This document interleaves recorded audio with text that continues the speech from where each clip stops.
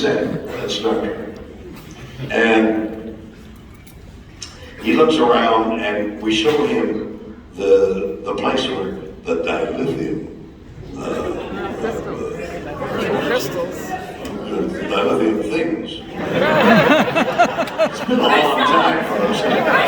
Crystals! So, the lithium crystals are there. And, hey, Stephen, dilithium crystals. And he says, I'm working on that. And I use that as a title for a book. I'm working on that and trying to find out a lot of futuristic things at universities. There was a very popular book called I'm Working on That. So I asked to interview Dr. Stephen Hawking, and he agreed.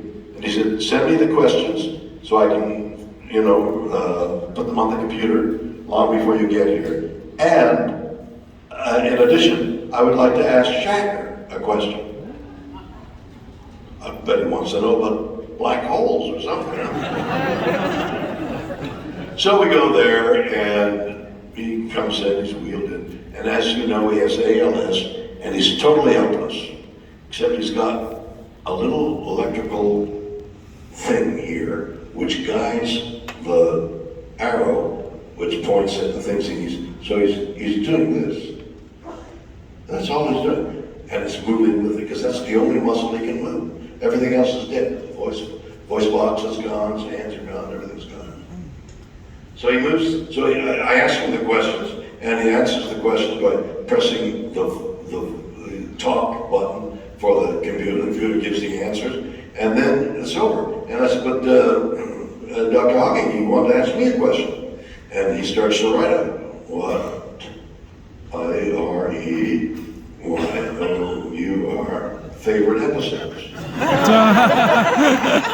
One of the greatest minds of the 20th century want to know favorite episode. So, one of the great minds, one of the great beauties of the 20th century, was given the same mind questions. Oh, favorite episodes. Oh, that's where I did X, Y, and Z. Yeah, well, that's my favorite episode. There were, out of the 79 hours that we made, there were maybe 25, to be generous.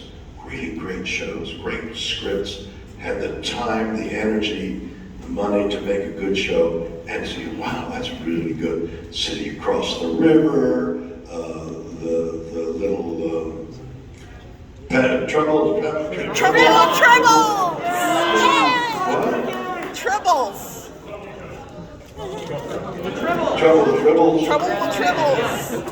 The guy with the black and white thing.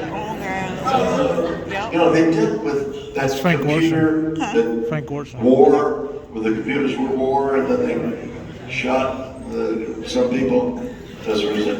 I mean, it dealt with such imaginative themes. Almost all the time, the themes were imaginative. Sometimes they were done better than others.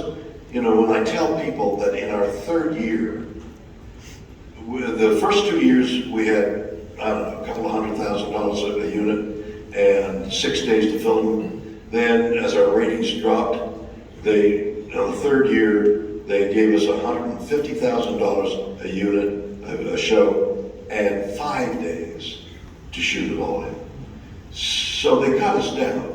When you think that some of the shows of Star Trek now get $10 million an hour, and we had $150,000, you get an idea of, because money buys you effects, money buys you time to rehearse, money buys you the ability to move the camera, because every time you move the camera, you gotta move the lights, you gotta move the actor, spend people, then there's lunch, So, $150,000 doesn't go very far. And that was. We still made better episodes. Say that we made what? We still made better episodes. I agree.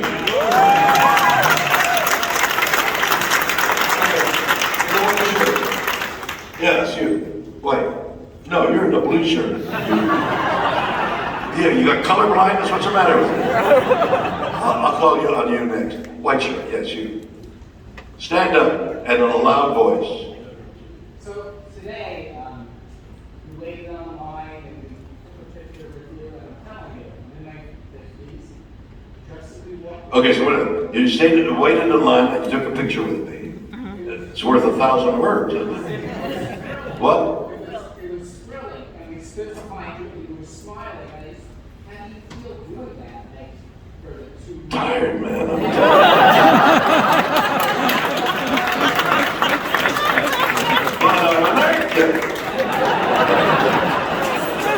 No, I gotta tell you, you know, people, audiences that are people, composed of people, it's thrilling. What? Okay. There's 2 guys that look alike. Look at this. Oh, they do. It's a vision. It's a fata morgana. What? Easy pop. I have no idea what that reference is. But audiences send you an energy.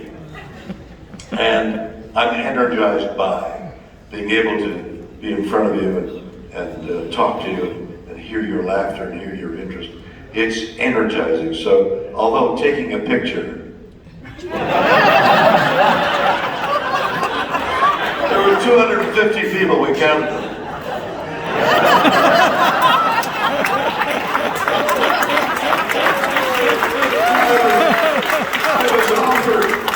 I was offered a part in a movie that ultimately, when I finally read the script, I turned it down. But the part called for, and he gives a rictus, R-I-C-T-U-S, smile. What's a rictus smile? Wait, where's the lady with the Gaelic language? Where is she? Well, define a rictus. Frozen. How do you get frozen from rictus? What's the basis of rictus and frozen? Wait a minute, she's a teacher of the language. It's the same basis as rigor mortis. Wait a minute, I can't hear you. Loud. It comes from the same Latin as rigor mortis. Oh, of course it does. She's phenomenal. She teaches Gaelic. And I love language, and I've read the book called Proto-European Language, where English comes from. And I don't know whether this will surprise you or not, but in the steppes of Mongolia live these Mongolian horsemen who are the greatest warriors, Attila and the other guy. Genghis Khan. I did a Broadway show. What? Genghis Khan. I swear to God, I did Genghis Khan on Broadway, and I've forgotten his name.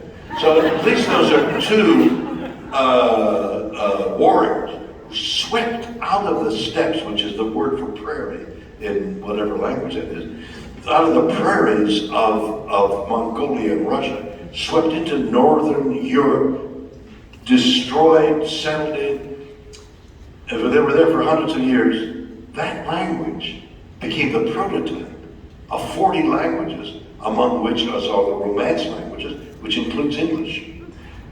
Gaelic girl. My understanding is that Romanian is a language they can't figure out. Stand up and give me an answer. Wait a minute, we gotta hear the answer. The other girl is over there. What? That's the other girl. Oh, well, who are you?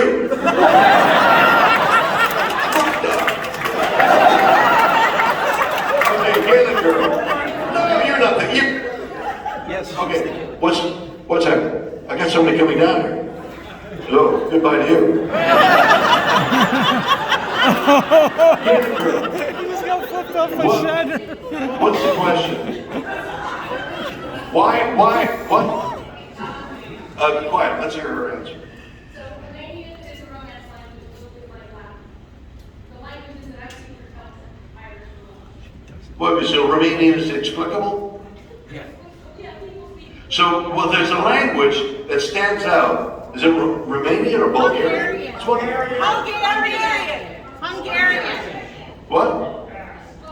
And the bath. There's a lot of All right, you're confusing me. Let's go back to Rigtus. We'll find out. Listen, everybody, I'm being told, I'm being shoveled off stage.